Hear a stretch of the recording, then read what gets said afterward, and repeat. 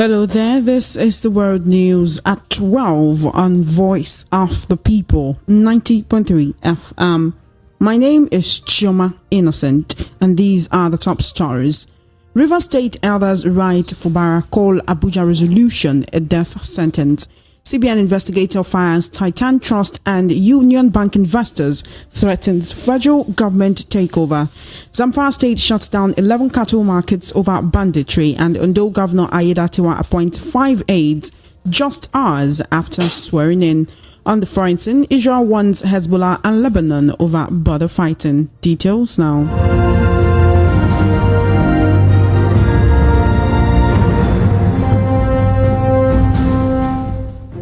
Thank you for staying with us. The World News at 12 begins with River State elders and leaders writing an open letter to Governor Sim Fubara, warning him against implementing the resolution reached at a meeting with President Bola Tinubu in Abuja to resolve the political crisis in the state. The Rivers elders in their letter described the resolution as a death sentence, contending that it was lopsided in favor of Fubara's estranged political father and ex-governor Nyesom Wike. The forum, led by former River State Governor Chief Rufus Ada-George, made the declaration in 2 separate open letters dated December 24, 2023, and addressed to President Tinubu and Governor Fubara respectively. It was also read to newsmen in Port Harcourt on Wednesday.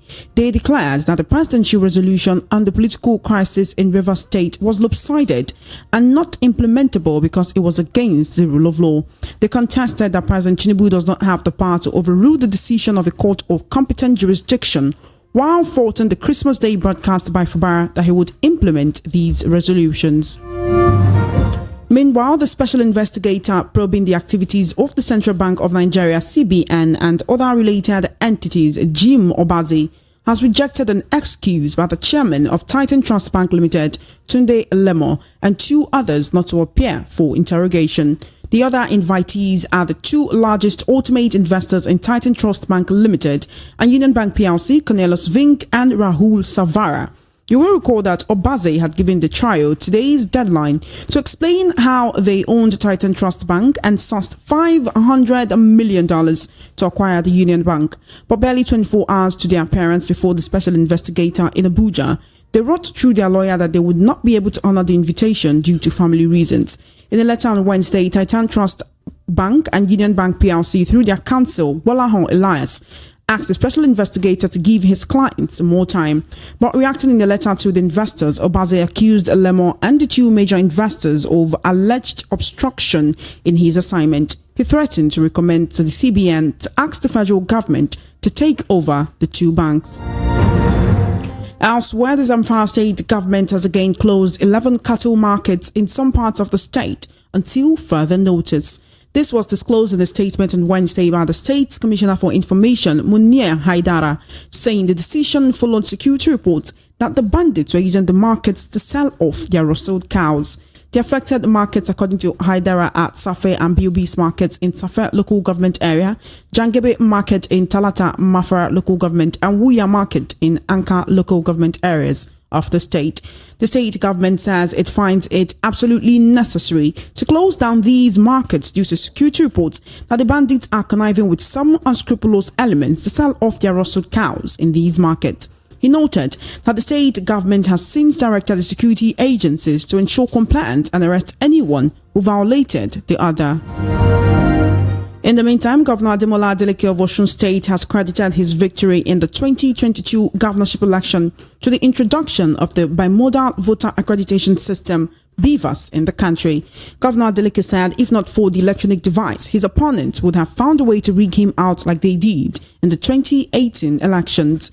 In a television interview, Governor Adeleke insisted that his mandate was stolen in the 2018 governorship election, but he chose to ignore it. The governor further stated that those who were against him have now defected to his party and are now on his side. In another development, Governor Lucky Ayedatiwa of Ondo State has approved the appointment of Ebenezer Adeniyo as his Chief Press Secretary along with 4 other appointments. A statement by the Deputy Chief of Staff to the Governor, Mojoa Olusegun, said the appointment will take effect immediately. This appointment comes hours after he was sworn in as the Governor of Ondo State following the death of Governor Rotimi Akeredolu on Wednesday morning after protracted illness. The governor also appointed a special assistant on political matters, a special assistant on new media, an SA on photography, and a special assistant on domestic and the government house. This is coming after the press secretary to late Governor Akeredolu and special advisor to the governor on union matters and special disputes resigned the appointment. The duo's resignations on Wednesday comes hours after the death of Governor Akeredolu in Germany. You are currently listening to the World News at 12 right here on Voice of the People 90.3 FM. I'm alone in the studio. With me to do the analysis and talk about the issues in the news bulletin this afternoon, I have CP Chuks, he's a political, social and national affairs analyst, as well as former commissioner of police for Oyo State. Good afternoon, CP. Good afternoon, Ijeoma. Welcome again. Thank you for coming. Thank you. It's always a pleasure to have you here. There is quite a number of things to talk about, but let's begin with the tragic passing away of, we'll call him the former Ondo State governor now, who unfortunately died in office. And I know one time we've been talking about you as the former commissioner of police for Oyo State, and you spoke about how maybe you've had dealings or you've spoken or met with him one time or another, and that he has a place in Ibadan. When it came up that he was governing Ondo State from Ibadan, now there were allegations and counter accusations then. The first time he traveled to Germany for his illness, for treatment, that the deputy governor was trying to take over, which was what caused the rift when they returned, to the extent that the president had to wade into the issue. And as it is right now, just a few hours after his signing in, the deputy governor has appointed 5 aides, including someone for new media, special assistant on new media, special assistant on photography, a special assistant on domestic and government house, an assistant on political matters. He has appointed a chief press secretary as well. One would think that with this sudden and immediate proactiveness, he had been preparing for the role before now. Yeah, well, it's not necessarily that. Once you find yourself in any political position, you need to do the needful. So there's nothing wrong in him making the deft move. It's not as if he was wishing his former principal to die so that he would take over the place.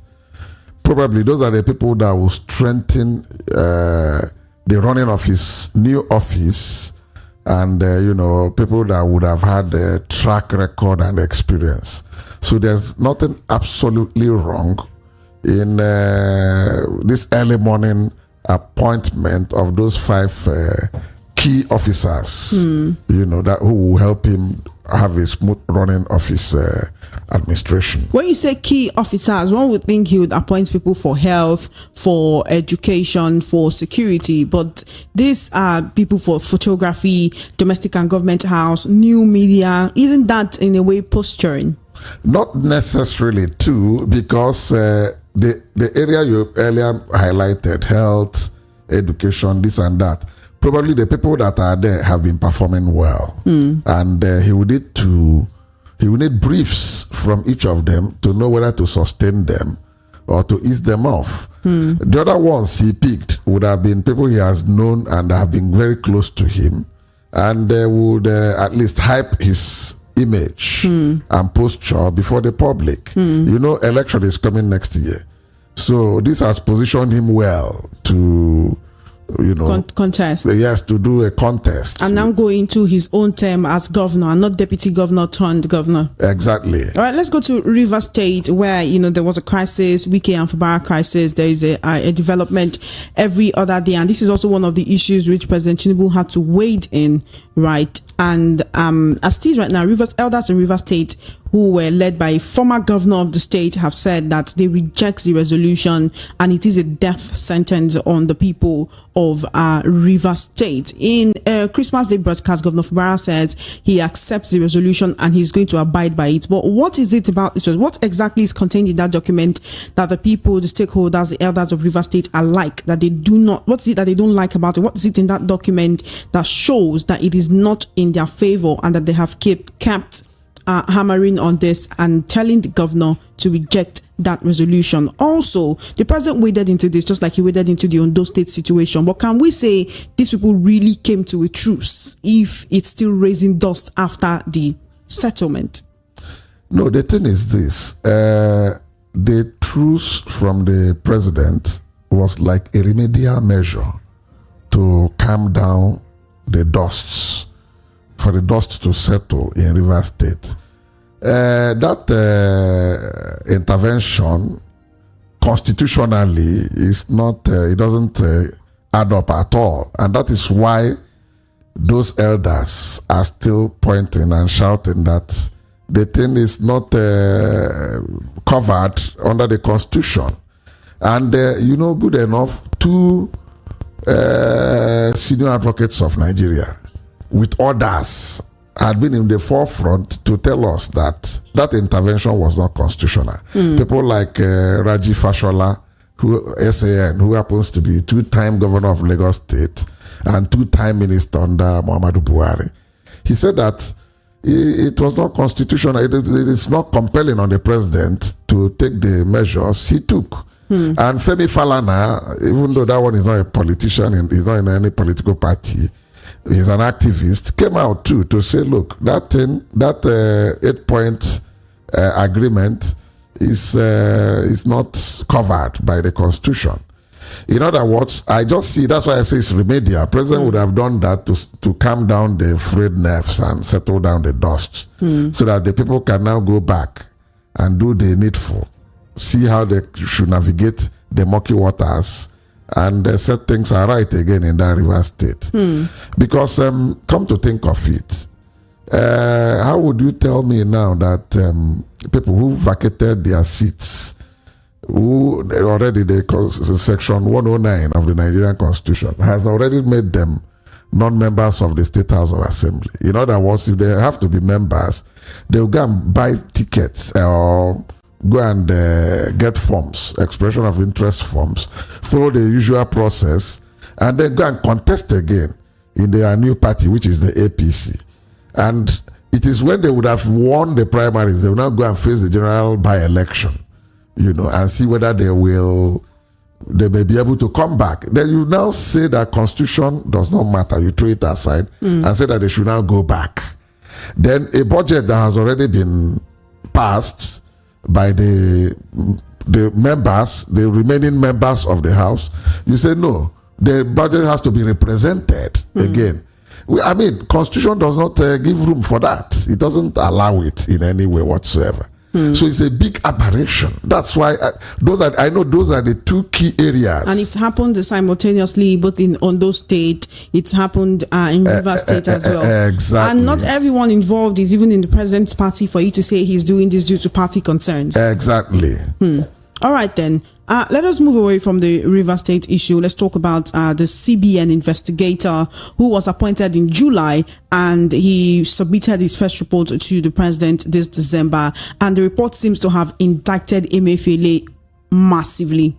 There are so many things he's been accused of running over 500 bank accounts concurrently in 593 bank accounts concurrently in several different countries. And one more thing he's been accused of is the takeover of Union Bank of Nigeria with the use of proxies, right? As it is now, the special investigator, according to Emefiele came out, he said the special investigator is more or less, he's been witch hunted by special investigator. He said the special investigator came to meet him when he was in Kuje prison to talk to him, to ask him questions, and he had given him answers to say he doesn't know about it. If he really were involved in, if he really had all of these accounts that he's saying he doesn't have, if he really were involved in the takeover of a commercial bank by the use of proxies, would we expect him to admit to it and say, yes, I did these things? Because as it is right now, the special investigator is inviting the people who are involved in this, one of which is the chairman of the Titan Trust Bank, which reportedly took over Union Bank, and they're saying they won't be available. And the special investigator is saying, I will recommend to the CBN to ask the federal government to take over these two banks if you do not respond to our call. Is that legal? Is Emefiele being witch hunted? Well, even after prison and DSS, there is nothing like witch hunt there. The only thing I quarrel with is how did they leak? Who leaked the report of the ongoing investigation? Because the leakage is a sort of sabotage to whatever good work the investigative team is doing. We don't, by this time, it's too early for Nigerians and people in diaspora, to get these details of what is going on in that investigation. It may go one way or the other to hinder the other areas that they'll go into, to exhume a lot of wrongdoings that would have taken place. That Are we is saying one. he shouldn't have made the results of his report public at this time? He didn't make it public. He's not the one that made it public. As time goes on, we'll now know those who leaked it and their intention for leaking it, because they've not submitted the report to the president. And even if they did, maybe they are doing it in tranches by what we call progress report. The president, it is not meant for president to come and give it up, throw it open for the public to see. I mean, that means there's another ulterior motive to it for those who were so much in a hurry to throw it to the public domain. That is one part of it. Then on the other aspect, whether Emefiele did or did not do those things, there is a saying, even in Igbo land, that even if you catch a thief with a hand inside a pot trying to steal meat or to steal soup or something, he will still be telling you that he's not a thief, that he didn't take it, that maybe he was forced to take. So do you expect so you don't expect him to accept the blame? He will not I was involved in this to any extent. He will not, including Tunde Lemo and so on and so forth. So it's up to the special investigator to make his findings and have him indicted. Of course. He has to defend himself, but if he wants to defend himself, nobody is stopping him defending himself. Let him come out with the documentary evidence to defend himself. And Obazee, who may have been making some of those revelations, is not making them just because he hates anybody's face. He's making them based on documents he has stumbled on in the course of his investigations. That's the way the thing goes.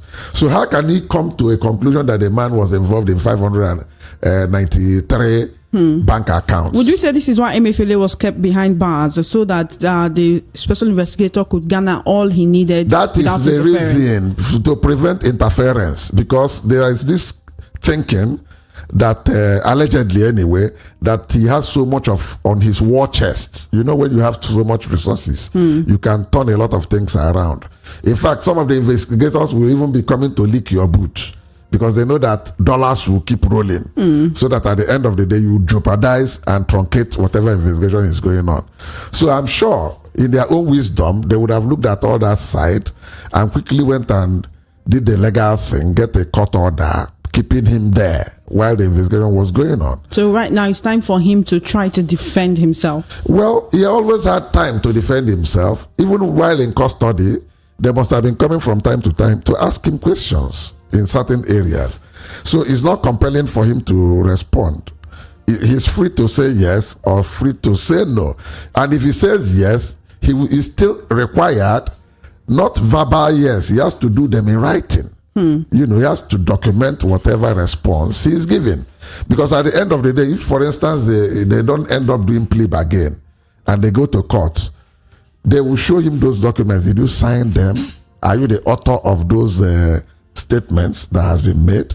So those things are things that will be tendered in evidence when the proper case commences. Is that to say that another case of sabotage, financial or economic, will be opened against Emefiele? Because we know that the earlier charges were dropped. And one of the things that the special investigator said in his report was that Emefiele went ahead with the Naira design without approval of the presidency. But we did know that the president, former President Muhammadu Buhari, was with him all the way. He made several speeches to that effect, that he supported the Naira redesign. So it would seem that, or just like Emefiele has said, that he's just suffering for nothing, and that there are other people who were involved in this with him, especially former President Muhammadu Buhari. Can we say that is the reason why the charge of economic sabotage against him was dropped, so that Buhari himself will not be roped in, as he is also part of the ruling party? No, the thing is this. The issue of this Naira redesign that you raised, Emefiele said he was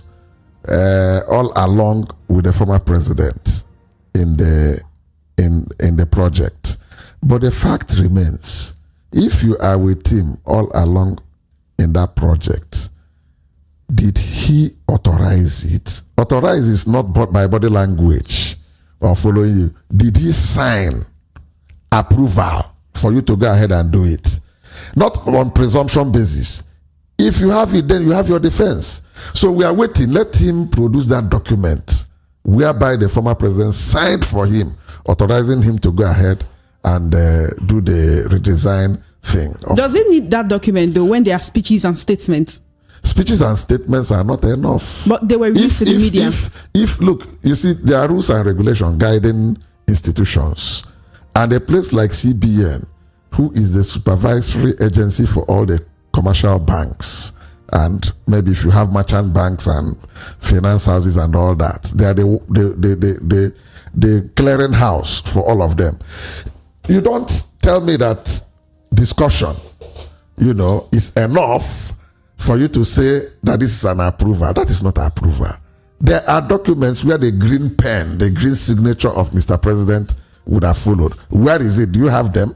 It is those things that you have to, give to the investigators to prove your point that the man authorized it. Don't tell us that he authorized it. Yes, he may be singing hallelujah along with you, but did you follow the due process? Did you do the needful as required by the law? These are the areas. Then, like the ones they dropped against him initially, in investigation. I've been an investigator for 8.5 years at the highest level, for CID Alagbo. And you can come up with charges. Halfway, you discover that these are not even the crux of the matter. You can substitute those charges. That's exactly what is playing out in case of Emefiele. Maybe they threw up those other areas initially to give them cover to go and exhume a lot of other things, because there are insiders.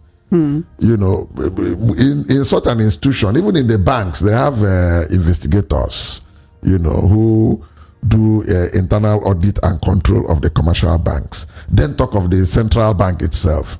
So some of those key persons, in fact, they call them the policemen of the banks. They function in such a way that a good number of times they don't have very close social relationship with their co-workers in CBN because of either leakage of information or disclosure of a lot of things that are supposed to be top secret and confidential in the system. So those are the people I'm sure that Obazee would have picked, the ones that are good amongst them. And you cannot say that those people are witch hunting anybody, because whatever they are saying, the documents are there to speak for themselves. So their own is to do due diligence and bring out all the relevant documents where that would have been contravened, and those are the areas, the key areas they are hitting. So how did they even come about 593 accounts? I mean, this is from like internal audit. That's from internal audit and control. That's where you get all those details. All right, then our time is fast spent and we need to go quickly. But I want to speak on just two pertinent issues. One of which is still the case of insecurity. Right, the Zamfara state government has shut down 11 cattle markets over cases of banditry. It was yesterday that the former governor of Zamfara state said it's only divine intervention that can stop insecurity in Zamfara state and by extension Nigeria. Only divine intervention, because the government has done all they can. They've tried to dialogue with the bandits, they've tried to use force, and nothing is happening. Would you say that this is a proactive step that the Zamfara state government is taking to stop? Because now they're saying they're doing this because they found out that many of the bandits were using the markets to sell off their roasted cows, and that so many people in these markets, due to security reports, are conniving with some elements to sell off these roasted cows. They tell them, we're going to this community to do this. When we are done, we'll bring the cows. They'll buy it at low prices. Is this a proactive measure to stop or stem the tide of insecurity in Zamfara state? Or are these people, are they just being witch hunted, for want of a better word? No. I don't think there's anything witch hunting there. It is a proactive measure to stem the tide of criminality that is going on in that part of the country, especially this cattle rustling. Like I had always said, many of those people involved in this are non-Nigerians. From, at least presumably, they are non-Nigerians. And Zamfara, from geographical location in the northwest, has international boundary with Niger Republic and I think, Niger Republic. They don't have any with Chad. Chad is on the northeast side of the country. And I don't think they have with Benin Republic. It's Kebbi. And a bit of Sokoto that has with Benin Republic. But they have with Niger. And like I said in the analysis earlier on, there is no wall or fence or wire mesh, at the border between Nigeria and so they can come in freely, do what they want to do, and go back to the other side. And the security forces cannot cross the international boundary with arms and ammunition to say that they are pursuing these bandits. It's left for the Jedams and the police or the military of Niger to help them on the other side to contain the menace, which seems not to be the case. And that's why the thing is very, very rife, is on the high side, because they will come in, even with their sophisticated arms, intimidate the locals, rustle their cows, come to the market, do what they want to do. If you want to go after them, they'll just cross the border. But isn't that an indictment on the people in this market who are Nigerians, who are seeing their people being slaughtered and then getting their cattle in return? Is that a good bargain? No, the thing is this. The people are like merchants. Merchants are interested in their business. Good number of times they have no emotions. They don't look at the morality of how those cows come. What they are profit driven is their concern. How much am I going to make out of this cow? He does not care, so long as nobody comes to complain that these cows are mine, And the people who may have owned the cows, for the fear of their lives, will not even dare come there to say, these are my cows, so because they may be endangering their lives, that they may not go out of that market alive. What about the people who are doing legitimate business in these markets that will not be affected by this closure of the market? Well, that's the unfortunate part of it. When there is crisis, both the bad, the good, and the ugly suffers. So some people have to pay very heavy price for such scenario or situation. In other words, what it then means is that they have to relocate themselves, either to Kebbi or to Sokoto, which are the nearby states, or Katsina, and ply their trade in those other states. Good enough, they all speak the same language, and they all worship in mosques and all that. So one way or the other, they will adjust themselves and adapt to the new situation. All right, then. Our time is fast spent, CP, and I need to let you go. Thank you so much for joining me on the World News at 12 this afternoon. I really appreciate your presence. Thank you, Ijeoma. You are still listening to the World News at 12 right here on Voice of the People 90.3 FM. Now, on the foreign scene, Israel's military will act to remove Hezbollah from the border with Lebanon if its attack continue. Israeli Minister Benny Gantz said the Israel Defense Forces would intervene if the world and the Lebanese government does not stop militants firing on northern Israel. Mr. Gantz, an opposition politician and former IDF chief of staff, joined Prime Minister Benjamin Netanyahu's war cabinet as minister without portfolio in the wake of the attacks by Hamas. There has been an increase in rocket fire and the use of weaponized drones by Hezbollah this week, with Israeli warplanes quick to respond. And that's it on the World News at 12. Just before we wrap up, let's take a look at the top stories again. You heard that River State elders have written to Governor Fubara and have called the Abuja resolution a death sentence. CBN investigator fires Titan Trust and Union Bank investors, threatens a federal government takeover. Zamfara State shuts down 11 cattle markets over banditry, and Ondo State Governor Aiyedatiwa appoints 5 aides just hours after his swearing in. On the foreign scene, Israel warns Hezbollah and Lebanon over border fighting.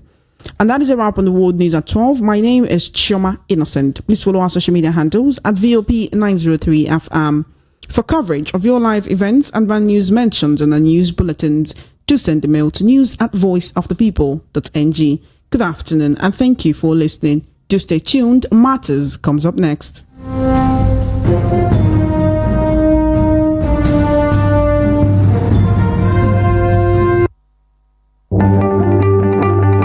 This is the station that gives you a voice. How can you be